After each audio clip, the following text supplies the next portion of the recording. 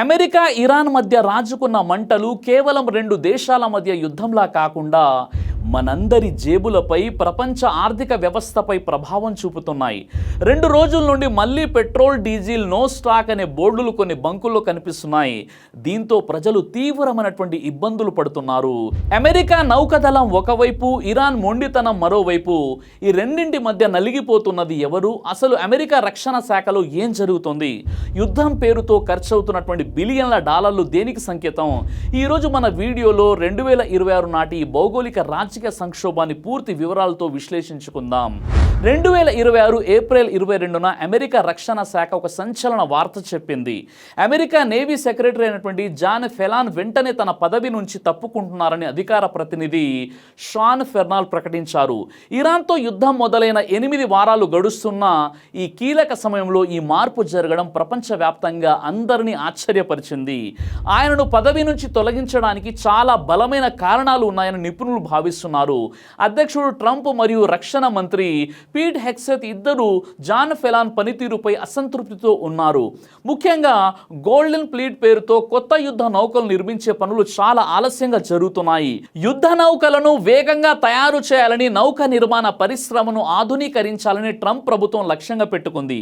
కానీ ఫెలాన్ ఈ పనులను సకాలంలో పూర్తి చేయడంలో విఫలమయ్యారని, ఆయన నాయకత్వంలో నౌకదళ ప్రాజెక్టులు చాలా వెనకబడిపోయాయని అధికారులు ఆరోపించారు. జాన్ ఫెలాన్ నౌకదళ మీటింగ్లలో మాట్లాడుతూ అమెరికా యుద్ధ నౌకల తయారీని వేరే దేశాలకు అప్పగించవచ్చని సూచించారు. ఇది అధ్యక్షుడు ట్రంప్ అనుసరిస్తున్న అమెరికా ఫస్ట్ అనే విధానానికి పూర్తిగా వ్యతిరేకం.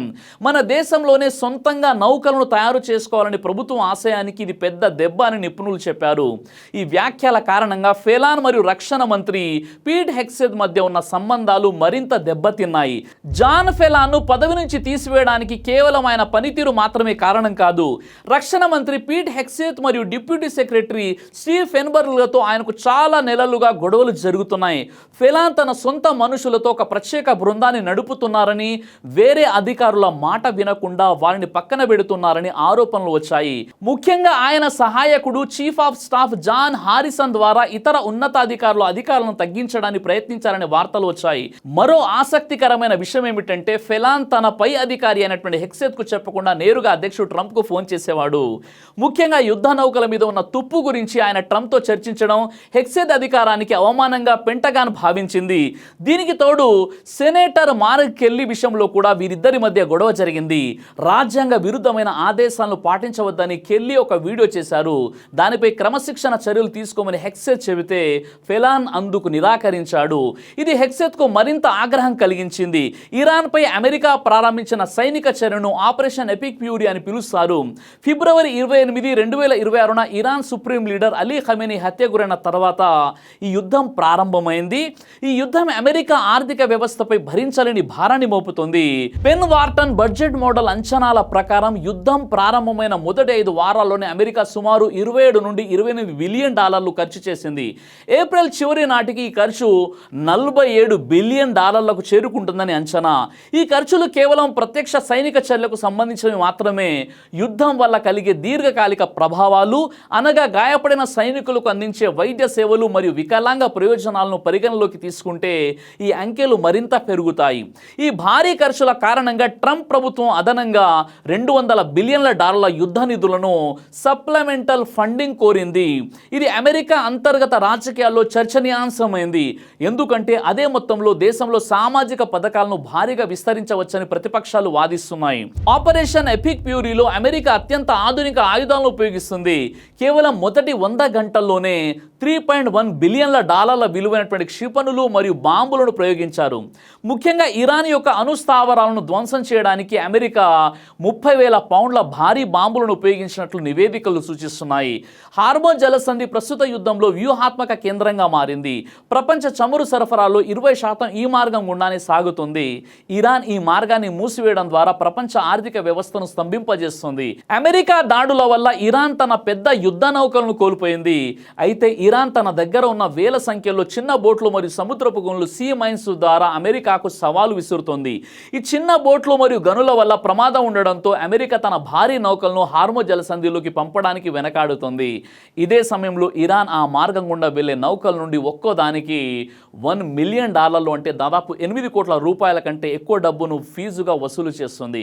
ప్రస్తుతం అక్కడ నెలకొన్న పరిస్థితిని నిపుణులు డ్యూయల్ బ్లాకెడ్ అని పిలుస్తున్నారు. అంటే రెండు వైపుల నుండి దారులను మూసివేయడం అని అర్థం. దీని గురించి సులభంగా చెప్పాలంటే ఒకవైపు అమెరికా ఇరాన్ ఓడరేవులను ఆపేసింది. దీనివల్ల ఇరాన్ తన చమురును విదేశాలకు పంపలేకపోతుంది. మరోవైపు ఇరాన్ హార్మోజ్ జలసంధిని మూసేసింది. దీనివల్ల పర్షియన్ గల్ఫ్ ప్రాంతం నుండి ఏ ఓడ కూడా బయటకు రాలేకపోతుంది. ఈ ఇద్దరి గొడవ మధ్యలో చిక్కుకొని సుమారు 2000 ఓడలు మరియు 20,000 మంది నావికులు సముద్రంలోనే ఆగిపోయారు. యుద్ధం కొనసాగుతున్నప్పటికీ తెర వెనుక శాంతి చర్చలు కూడా సాగుతున్నాయి. పాకిస్తాన్ ఈ చర్చల్లో కీలక మధ్యవర్తిగా వ్యవహరిస్తుంది. అమెరికా మరియు ఇరాన్ ప్రతినిధులు పాకిస్తాన్ రాజధాని ఇస్లామాబాద్లో ముఖాముఖి చర్చలు జరిపారు. అమెరికా తరపున అధ్యక్షుడు ట్రంప్ యొక్క ప్రత్యేక ప్రతినిధి స్టీవ్ విట్కాఫ్ మరియు జారెడ్ కుష్నర్ ఈ చర్చల్లో పాల్గొన్నారు. అయితే ఇరాన్ వద్ద ఉన్న 970 పౌండ్ల శుద్ధి చేసిన యురేనియం విషయంలో స్పష్టత లేని పరిస్థితి కొనసాగుతోంది. ఆ యురేనియంను అమెరికాకు అప్పగించాలని ట్రంప్ డిమాండ్ చేయగా ఇరాన్ దాన్ని తిరస్కరించింది. మరోవైపు ఇజ్రాయిల్ మరియు లెబనాన్ మధ్య నెలకొన్న ఉద్రిక్తతలను తగ్గించడానికి ట్రంప్ 3 వారాల యుద్ధ విరమణను ప్రకటించాడు. లెబనాన్ రాయబారి నాడా మౌవాజ్ శ్వేత సౌధంలో ట్రంప్ను కలిసి మేక్ లెబనాన్ గ్రేట్ అగైన్ అనే నినాదంతో సహకారాన్ని కోరారు. అయితే ఇరాన్ మద్దతు ఉన్న హిజ్బుల్లా ఈ చర్చలను గుర్తించడానికి నిరాకరించింది మరియు ఇజ్రాయిల్పై దాడులు కొనసాగిస్తూనే ఉంది. 2026 మధ్య ప్రాచ్య యుద్ధం ప్రపంచ చరిత్రలోనే ఒక ముఖ్యమైన మలుపు. జాన్ ఫెల్లాను పదవి నుంచి తొలగించడం ద్వారా అమెరికా తన నేవీని యుద్ధానికి సిద్ధం చేసేలా పూర్తిగా మార్చాలనుకుంటుందని అర్థమవుతుంది. ఇప్పుడు తాత్కాలిక బాధ్యతలు తీసుకున్నటువంటి హోంకావుకు యుద్ధంలో మంచి అనుభవం ఉంది. ఆయన నాయకత్వంలో యుద్ధ నౌకల తయారీలో సరికొత్త మరియు వేగవంతమైనటువంటి మార్పులు వస్తాయని ప్రభుత్వం ఆశిస్తుంది. అయితే ఈ యుద్ధం వల్ల కలిగే ఆర్థిక నష్టాలు మరియు ప్రాణ నష్టం అమెరికా ప్రజల్లో అసహనాన్ని పెంచుతున్నాయి. హార్మోజ్ జలసంధి ఎంత త్వరగా తెరుచుకుంటే ప్రపంచ ఆర్థిక వ్యవస్థ అంత త్వరగా కోలుకుంటుంది. కానీ ఇరాన్ తన పంథాన్ని వీడడం లేదు. అణు నిల్వలపై ఒప్పందం కుదిరితే తప్ప శాంతి సాధ్యం కాదనిపిస్తుంది. చివరిగా స్పష్టమవుతున్న అంశం ఏమిటంటే ఆధునిక యుద్ధాలు కేవలం సైనిక శక్తితోనే గెలవలేదు. నాయకత్వ స్థిరత్వం, ఆర్థిక బలం మరియు సమర్థవంతమైన దౌత్యం అనే 3 స్తంభాలు ఏకకాలంలో పనిచేసినప్పుడే విజయం సాధ్యమవుతుంది. అమెరికా ప్రస్తుతం తన నాయకత్వంలో మార్పులు చేయడం ద్వారా మొదటి స్తంభాన్ని సరిచేయాలని చూస్తుంది. కానీ మిగిలిన 2 అంశాల్లో ఇంకా సవాలు ఎదురవుతూనే ఉన్నాయి. ఈ యుద్ధం మనకు ఒక పెద్ద పాఠం చెబుతుంది. ప్రపంచాన్ని కాపాడేది బాంబులు కాదు, శాంతి చర్చలు. దేశాలను నిలబెట్టేది అహంకారం కాదు, తెలివైన నాయకత్వం. హార్మోజ్ జలసంధి తెరుచుకుంటేనే చమురు మార్కెట్, ప్రపంచ ఆర్థిక వ్యవస్థ, సాధారణ ప్రజల జీవితం మళ్ళీ ఊపిరి పీల్చుకుంటుంది. అందుకే యుద్ధం కాదు, దౌత్యం, శాంతి, మానవత్వం గెలవాలి. ఈ విషయంలో మీ అభిప్రాయం ఏంటి? కామెంట్ ద్వారా తెలియచేయండి.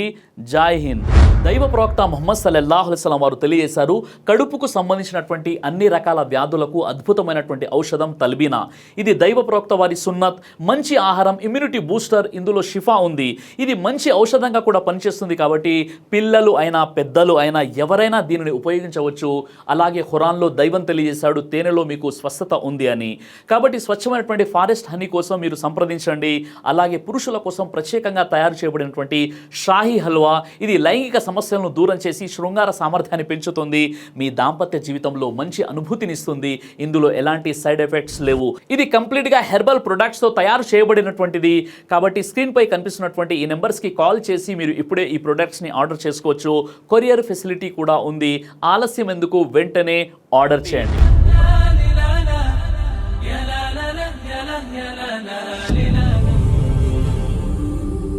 బ్రదర్ సిరాజ్ అని యూట్యూబ్ ఛానల్ని మీరు సబ్స్క్రైబ్ చేసినట్లయితే ఇన్షాల్లా దైవచిత్తం అయితే మీకు వీడియోస్ వస్తుంటాయి. అదేవిధంగా బ్రదర్ సిరాజ్ అనేటటువంటి ఫేస్బుక్ని కూడా లైక్ చేయడం వల్ల మీకు వీడియోస్ వస్తుంటాయి.